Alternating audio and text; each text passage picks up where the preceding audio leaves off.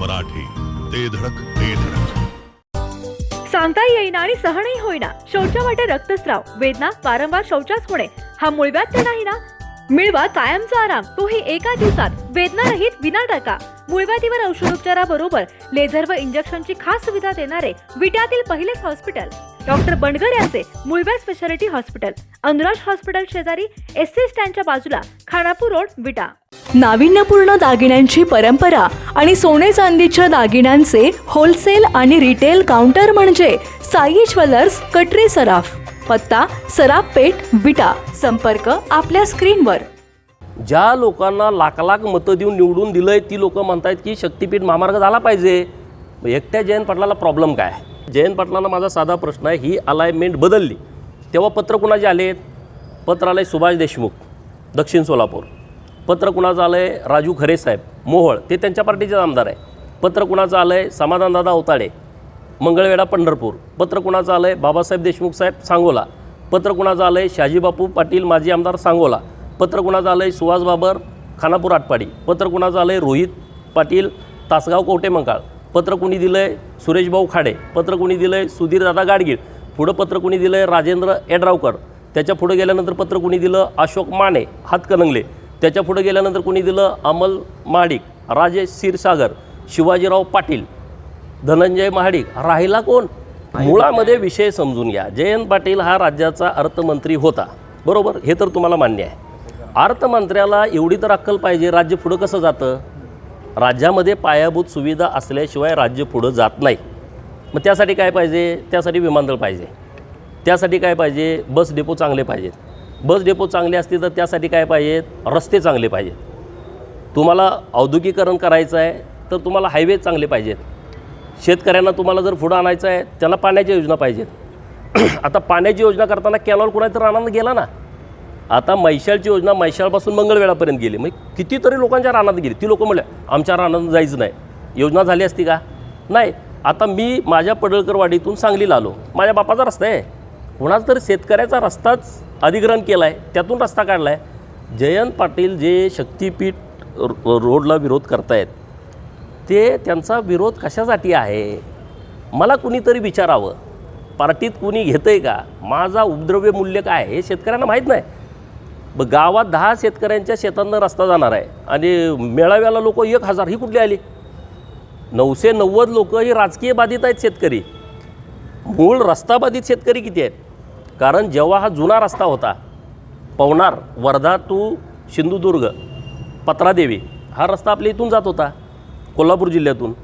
मी कोल्हापूर जिल्ह्यातल्या सगळ्या शेतकऱ्यांना भेटलो आहे. त्यांनी सगळं लेखी दिलं आहे. अरे आम्ही शेतकरी हे रस्ता बाधित शेतकरी आहोत, आम्हाला रस्ता पाहिजे. आणि जेव्हा ही अलाइनमेंट बदलली, म्हणजे जयंत पाटलांना माझा साधा प्रश्न आहे, ही अलाइनमेंट बदलली तेव्हा पत्र कुणाचे आलेत?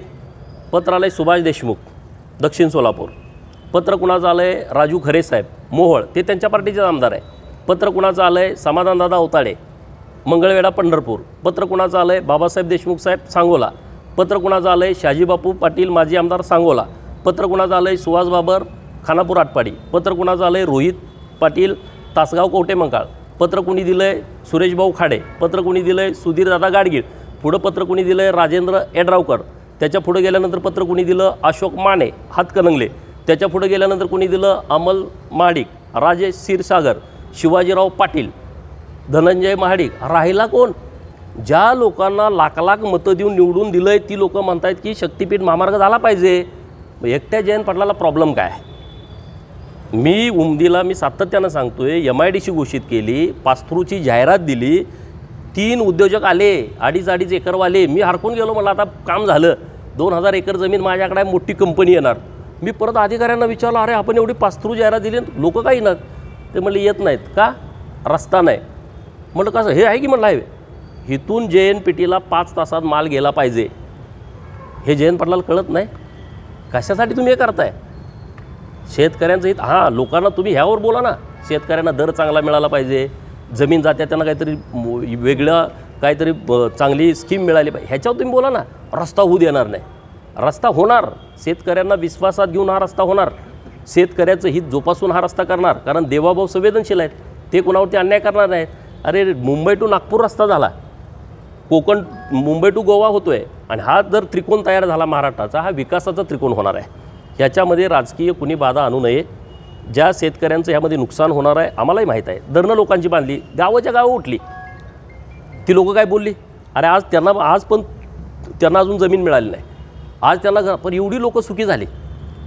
तुम्ही कोयना डॅममध्ये किती गावं गेली, चांदोली धरणामध्ये किती गावं गेली, राज्यातली जेवढी धरणं झाली 50-50, 30-30, 40-40 गावं उठलेत.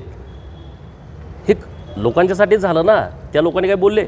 आता हा शक्तिपीठ महामार्ग करताना जयंत पाटलांनी थोडा जरा विचार करून ही सगळी भूमिका घेणं आवश्यक आहे. तुम्ही म्हणे 8 वर्ष 8 वेळा का 9 वेळा काय ते अर्थसंकल्प मांडला, फॉरेन रिटर्न आहे, हे शिकला का तुम्ही. रस्ता होऊ द्यायचा नाही. अरे तुम्हाला साधा ईश्वरपूर टू सांगली रस्ता करता आला नाही, तुम्ही कशाला गप्पा मारताय. लोकांच्या कामरा घायला आल्या, मणक्याचे ऑपरेशन किती लोकांचे झाले.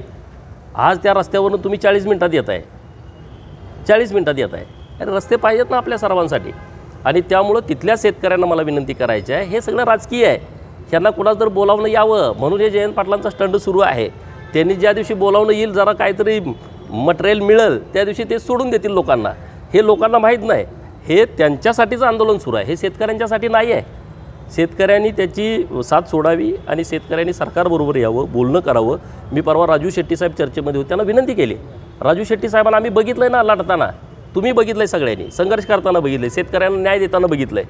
आणि त्यामुळं शक्तिपीठ महामार्गाच्या संदर्भामध्ये सरकारकडून काही अपेक्षा असतील तर त्या विषयावरती माननीय राजू शेट्टी साहेबांनी जयंत पाटलाचा नाद सोडून त्यांनी ह्या सरकारशी बोललं पाहिजे आणि शेतकऱ्याचं हित कशामध्ये आहे ते आपण सर्वांनी बघितलं पाहिजे. पण हा रस्ता झाला तर नक्की चांगला. हा 35 लाख कोटी रुपयाचे रस्ते देशात झालेत, 35 लाख कोटी रुपयाचे रस्ते. त्यामुळे हा रस्ता होणं अत्यंत गरजेचं आहे. अनेक दुष्काळी पट्ट्यांना हा रस्ता पण येणार आहे.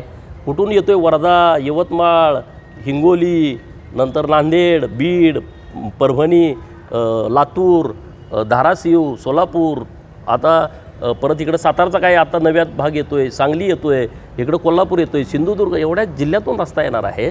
तर या संदर्भामध्ये चांगली भूमिका घ्यावी. उगाच काहीतरी कारस्थानी भूमिका ही जयंत पाटलांनी ठेवू नये. आपलं तर नावच आहे राज्यामध्ये, त्याच्यावर परत शिक्कामोर्तब तुम्ही या संदर्भात करू नये असं मला त्यांना सांगायचं आहे. मोबाईल घ्यायचाय पण पैसे कमी पडतेत, मग आता टेन्शन अजिबात घेऊ नका. आधार आणि पॅन कार्ड घेऊन डायरेक्ट आपल्या दीपक भैयांची यशोदीप मोबाईल शॉपी गाठा. कुठल्याही कंपनीचा फोन असू दे, यशोदीप मोबाईल शॉपी देते सर्वात स्वस्त मोबाईल आणि सर्वात मस्त सर्व्हिस.